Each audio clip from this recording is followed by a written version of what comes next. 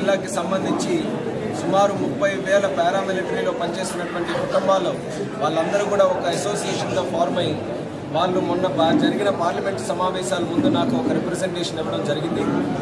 ప్రత్యేకంగా పారామిలిటరీ సర్వీసెస్లో ఉన్న వారి కోసం ఒక క్యాంటీన్ని ఇక్కడ శ్రీకాకుళం జిల్లాలో ఏర్పాటు చేయాలని వాళ్ళు ఒక వినతి పత్రం ఇస్తే దాని గురించి కేంద్ర గృహమంత్రి గారు మరి నిత్యానంద రాయ్ గారికి కలిసి వాళ్ళ విన్నపాన్ని రిప్రజెంట్ అక్కడ చేసి అది ఖచ్చితంగా చేసి తీరాలని కూడా నేను కూడా నా తరఫున డిమాండ్ చేయడం జరిగింది.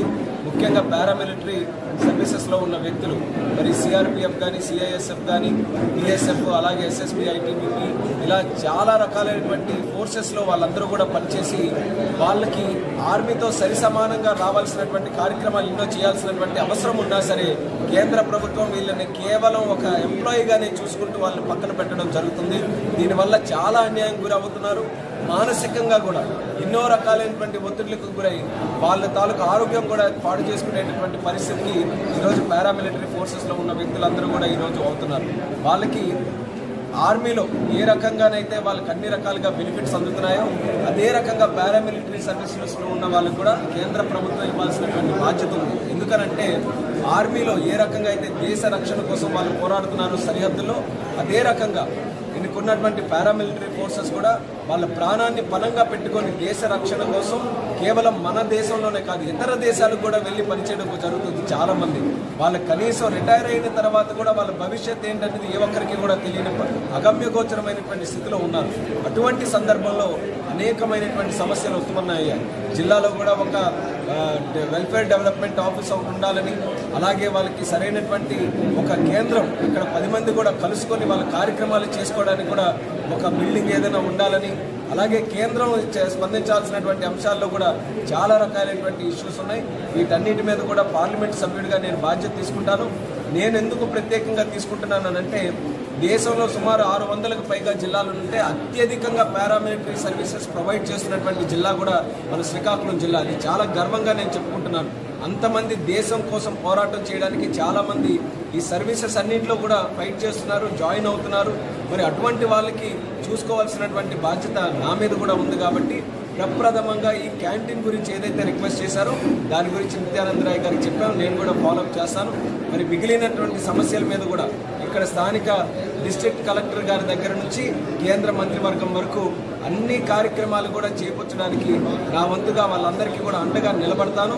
మరి ముఖ్యంగా భవిష్యత్తులో వాళ్ళకి కూడా ఆర్మీతో సరిసమానంగా లేకపోయినా వీళ్ళు చేస్తున్నటువంటి పనికి న్యాయబద్ధంగా రావాల్సినటువంటి పనులు ఏవైతే ఉన్నాయో అది కేంద్ర ప్రభుత్వం చేసి తీరాలి. దాని గురించి పార్లమెంటు సమావేశాల్లో కూడా అవకాశం వచ్చినప్పుడు అది ఎప్పటికప్పుడు నేను రేస్ చేసుకొని కేంద్ర ప్రభుత్వం మీద కూడా దాని మీద ఒత్తిడి తీసుకొని వస్తానని తెలియజేస్తున్నారు.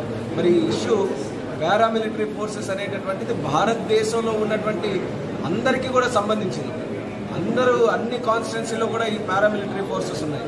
కాబట్టి మిగతా ఎంపీలతో కూడా మాట్లాడి వాళ్ళ తాలూకా అండదండలతో వాళ్ళ తాలూకా సహకారం కూడా పొంది కేంద్ర ప్రభుత్వం మీద మరింత ఒత్తిడి తీసుకు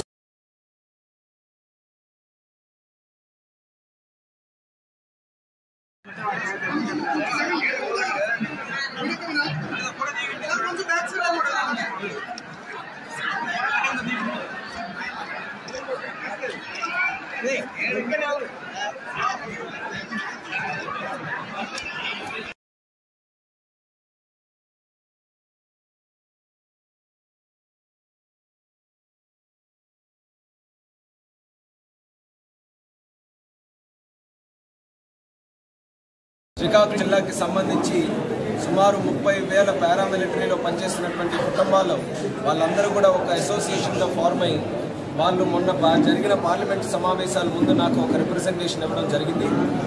ప్రత్యేకంగా పారామిలిటరీ సర్వీసెస్లో ఉన్న వారి కోసం ఒక క్యాంటీన్ని ఇక్కడ శ్రీకాకుళం జిల్లాలో ఏర్పాటు చేయాలని వాళ్ళు ఒక వినతి పత్రం ఇస్తే దాని గురించి కేంద్ర గృహమంత్రి గారు మరి నిత్యానంద రాయ్ గారికి కలిసి వాళ్ళ విన్నపాన్ని రిప్రజెంట్ అక్కడ చేసి అది ఖచ్చితంగా చేసి తీరాలని కూడా నేను కూడా నా తరఫున డిమాండ్ చేయడం జరిగింది.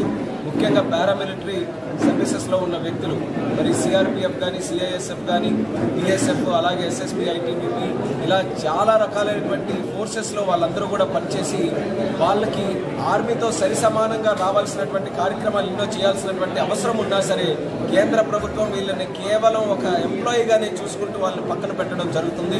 దీనివల్ల చాలా అన్యాయం గురవుతున్నారు. మానసికంగా కూడా ఎన్నో రకాలైనటువంటి ఒత్తిడిలకు గురై వాళ్ళ తాలూకు ఆరోగ్యం కూడా పాడు చేసుకునేటటువంటి పరిస్థితికి ఈరోజు పారామిలిటరీ ఫోర్సెస్లో ఉన్న వ్యక్తులందరూ కూడా ఈరోజు అవుతున్నారు.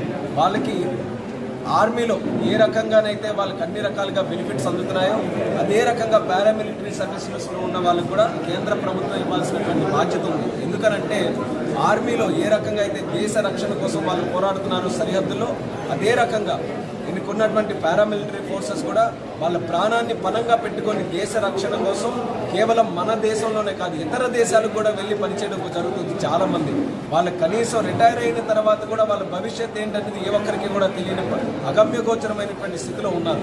అటువంటి సందర్భంలో అనేకమైనటువంటి సమస్యలు ఉత్పన్నమయ్యాయి. జిల్లాలో కూడా ఒక వెల్ఫేర్ డెవలప్మెంట్ ఆఫీస్ ఒకటి ఉండాలని, అలాగే వాళ్ళకి సరైనటువంటి ఒక కేంద్రం ఇక్కడ 10 మంది కూడా కలుసుకొని వాళ్ళ కార్యక్రమాలు చేసుకోవడానికి కూడా ఒక బిల్డింగ్ ఏదైనా ఉండాలని, అలాగే కేంద్రం స్పందించాల్సినటువంటి అంశాల్లో కూడా చాలా రకాలైనటువంటి ఇష్యూస్ ఉన్నాయి. వీటన్నిటి మీద కూడా పార్లమెంట్ సభ్యుడిగా నేను బాధ్యత తీసుకుంటాను. నేను ఎందుకు ప్రత్యేకంగా తీసుకుంటున్నానంటే దేశంలో సుమారు 600కు పైగా జిల్లాలు ఉంటే అత్యధికంగా పారామిలిటరీ సర్వీసెస్ ప్రొవైడ్ చేస్తున్నటువంటి జిల్లా కూడా మన శ్రీకాకుళం జిల్లా. అది చాలా గర్వంగా నేను చెప్పుకుంటున్నాను. అంతమంది దేశం కోసం పోరాటం చేయడానికి చాలామంది ఈ సర్వీసెస్ అన్నింటిలో కూడా ఫైట్ చేస్తున్నారు, జాయిన్ అవుతున్నారు. మరి అటువంటి వాళ్ళకి చూసుకోవాల్సినటువంటి బాధ్యత నా మీద కూడా ఉంది. కాబట్టి ప్రప్రథమంగా ఈ క్యాంటీన్ గురించి ఏదైతే రిక్వెస్ట్ చేశారో దాని గురించి నిత్యానంద రాయ్ గారికి చెప్పాము. నేను కూడా ఫాలోఅప్ చేస్తాను.